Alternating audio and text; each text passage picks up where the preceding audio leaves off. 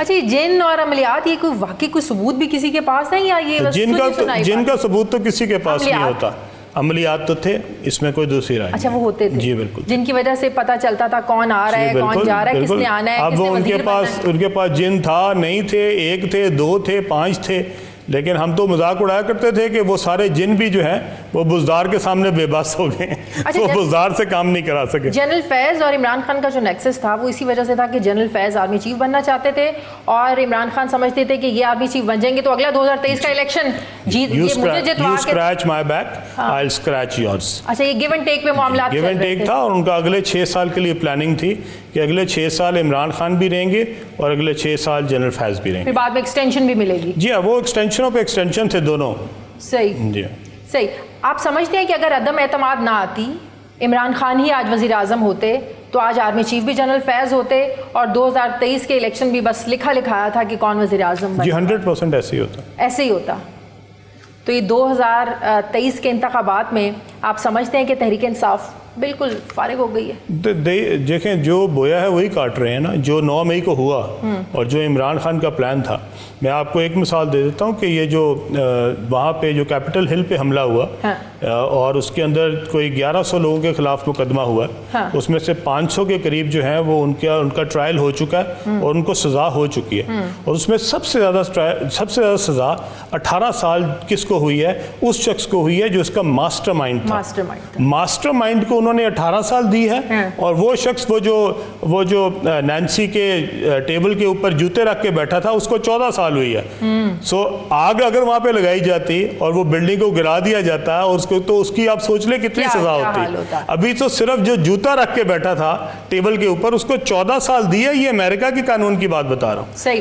خان صاحب آپ وہ شخصیت ہیں جس نے عمران خان کے پہلے جلسے 2011 کا اکتوبر کا مینار پاکستان کا جلسہ, وہاں سے لے کر عمران خان کو اقتدار کی کرسی پر بٹھانے تک آپ نے بڑی پرائز پے کی ہے. اتنے قریبی تعلقات کیا صرف ایک وزارت اعلیٰ کی وجہ سے خراب ہو گئے؟ مجھے تو نہیں پتہ لگا کہ کیوں خراب ہو گئے. 2018 تک الیکشن تک تو ہمارے قریب ترین تعلقات تھے, اور میں اور جہانگیر اور خان صاحب, اگر میں کہوں کہ ہم 7 دن میں سے کم از کم 5 دن جو ہے وہ اکٹھے رات کا کھانا کھاتے تھے, اور ہمارا جو ہے وہ ہر روز جو ہے تقریباً 6 7 8 گھنٹے ہمارے اکٹھے گزرتے تھے. تو جب انہوں نے پرائم منسٹر کا اوتھ لینا تھا اس سے پہلے تک, اور خاص طور پہ جب وہ ہم ایم پی ایز کو اکٹھا کر رہے تھے اور جو آزاد ایم پی ایز ہیں ان کو پی ٹی آئی میں شامل کروا رہے تھے, اس وقت تک تو ہمارے آئیڈیل تعلقات تھے. پھر جس دن میں الیکشن ہو گیا اور الیکشن کے بعد میں نے دیکھا کہ کوئی تھوڑی سی سرد مہری جو ہے وہ آئی ہوئی ہے, انداز تھوڑے سے بدل رہے ہیں. تو پھر مجھے الیکشن کے بعد مجھے نوٹس آنے شروع ہو گئے نیب کے, تو 14-15 دن میں مجھے کوئی 4 دفعہ نیب والوں نے بلایا. تو جب میں آخری دفعہ بیٹھا تھا وہاں پہ تو وہ ایک ٹکر چل رہا تھا ٹی وی پہ, اس پہ لکھا ہوا تھا کہ بزدار کو جو ہے وہ وزیر اعلیٰ پنجاب نامزد کر دیا گیا. تو جو میں ڈی جی صاحب کے سامنے بیٹھا تھا تو میں نے ان کو کہا کہ اب سلیم شہزاد صاحب اس وقت جی میجر سلیم شہزاد صاحب تھے. تو میں نے ان کو کہا کہ اب تو بیج صاحب جس نے بننا تھا وہ بن گیا, تو اب میری جان چھوڑ دیں, مجھے جانے دیں. تو وہ بھی ہنسنے لگ گئے. تو وہ بھی میرے خیال میں جنرل فیض اور عمران خان صاحب کے کنائون سے ہو رہا تھا. میرے خیال میں بشرا بی بھی نہیں چاہتی تھی مجھے لانا, اور انہوں نے اس کے لیے عثمان بزدار کو کیا تھا. وہ ان کو ایک پاپٹ چاہیے تھا, ان کو اپنی کرپشن کے لیے, فراگوگی کو یہاں پہ اپنی حکومت کے لیے. یہ سارے میرے بطور وزیر اعلیٰ نہیں ہو سکتا تھا, اور عمران خان صاحب کو اس کا بخوبی اندازہ تھا. کہیں پہلے کبھی آپ نے سوچا یا خان صاحب نے آپ سے بات کی ہاں تم بن جاؤ, تمہیں بنایا جا سکتا ہے, you are a good candidate for وزیر اعلیٰ پنجاب؟ نہیں, میرے سے خان صاحب نہیں ہوا. نہیں, میرے سے خان صاحب کی ایک بات ہوئی تھی جی, آج سے کوئی 1.5 سال پہلے, اس وقت سے 1.5 سال پہلے, اور یہ 2017 کی بات ہے. تو ہم کہیں ڈرائیو کر رہے تھے تو میں نے ان سے پوچھا کہ آپ پنجاب میں اگر ہماری حکومت بنتی ہے تو ہمارا سی ایم کون ہوگا؟ تو انہوں نے کہا کہ جہانگیر ہوگا. اچھا. ہاں جی. تو انہوں نے مجھے جو کہا میں نے آپ کو بتا دیا, ایسے ہی کہا تھا. اور انہوں نے کہا جہانگیر ہوگا. تو انہوں نے مجھے کہا کہ علیم خان تم میرے ساتھ جو ہے نا وہ نیشنل فیڈرل میں ہوگے. لیکن وہ تو سیٹ ہی آپ ہار گئے تھے. سو انفارچونیٹلی ہوا یہ کہ میں ایم این اے سیٹ ہار گیا, اور اس لیے پھر نیب نے مجھے بلانا شروع کر دیا, اور ایونچولی نیب جو ہے مجھے اس نے 100 دن کے لیے جو ہے پھر وہ جیل میں ڈال دیا. ہارنا بھی تو کوئی سازش نہیں تھی؟ جی یہ نہیں مجھے پتا, مجھے تو اصولی طور پہ اگر وہ سازش دیکھا جائے تو مجھے ایم پی اے سیٹ ہارنی چاہیے تھی. یا تو میری سازش الٹی ہو گئی, انہوں نے مجھے ایم پی اے کی بجائے ایم این اے ہرا دیا اور میں ایم این اے ہار گیا اور ایم پی اے جیت گیا. ادروائز اگر میں ایم این اے جیت جاتا تو یہ ساری ٹینشنیں ہوتی نا, اور ایم پی اے ہار جاتا تو خان صاحب کے لیے بھی آسانی ہوتی اور میں بھی جیل جانے سے بچ جاتا. بالکل صحیح. 2018 کے انتخابات بالکل جنون تھے یا واقعی اسٹیبلشمنٹ کی مدد سے ہی, اسٹیبلشمنٹ کی تھپکی سے عمران خان وزیر اعظم بنے؟ دیکھیں جو ٹائم گزر گیا وہ تو گزر گیا, پر ایمانداری تو یہ ہے کہ اس میں جو عمران خان صاحب تھے ان کے ساتھ بہت ساری جو مدد ہے وہ شامل تھی. جنرل باجوہ کی؟ جی جن کی بھی تھی, جنرل فیض کی تو بہت بھی ملاقاتیں ہوتی تھیں. جی میرا جو اسلام آباد والا گھر ہے اس میں ملاقاتیں ہوئی ہیں. تو وہ جینون انتخابات تو نہیں تھے نا؟ جی ان کو مدد شامل تھی. عمران خان کو جینون عوام کے ووٹوں کی حمایت حاصل نہیں تھی, صرف مدد تھی. عمران خان کو جو اس وقت کی اسٹیبلشمنٹ تھی اس کی مدد ان کے ساتھ شامل تھی.